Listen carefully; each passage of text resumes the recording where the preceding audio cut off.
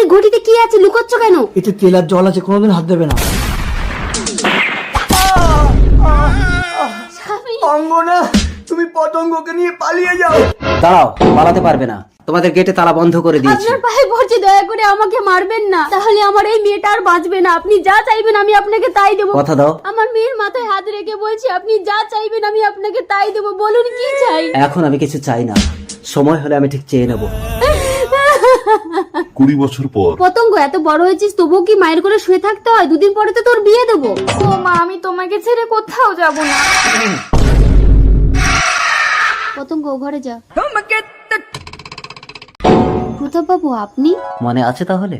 এত বছর পর আপনি এসেছেন, এই বয়সে আপনাকে দেওয়ার মতো শারীরিক সামর্থ্য আমার নেই। সেই জন্যই তো আমি তোমার মেয়েকে চাই। অসম্ভব, আপনি অন্য কিছু চান। ভুলে যেও না, মেয়ের মাথায় হাত রেখে কথা দিয়েছিলে যা চাইবো তাই দেবে। আমি বিয়ে করতে রাজি। পতঙ্গ, মা ছোটবেলায় বাবাকে হারিয়েছি, এখন আমি তোমাকে হারাতে চাই না। তোমার থেকে তোমার মেয়ে বেশি বুদ্ধিমান, চলে এসো। পতঙ্গ, মা। ভয় পেও না, আমি তোমাকে স্পর্শ করব না। চলো, আমি তোমাকে একটা জিনিস দেখাচ্ছি, দেখো।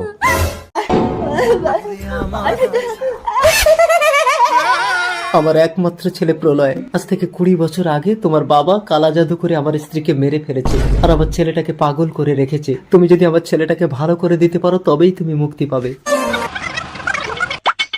চল পতঙ্গ, তোর বাবাকে যে কালা জাদু শিখিয়েছিল তার কাছে গেলে ওই পাগল ছেলেটা ভালো হয়ে যাবে। তুই কি জানিস আজ থেকে 20 বছর আগে তোর স্বামী তেল আর জল মিশিয়ে কোথায় লুকিয়ে রেখেছে? আরে ঘটিতে কি আছে, লুকোচ্ছ কেন? তেল আর জল আছে, কোনোদিন হাত দেবে না। কি ভাবছিস? সেই ঘটি খুঁজে যদি তেল আর জল আলাদা করতে পারিস তবেই এই পাগল ভালো হবে।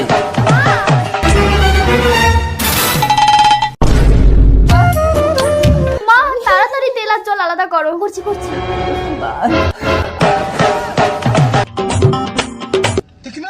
তেল আর জল আলাদা হয়েছে। প্রলয়, আমার ছেলে।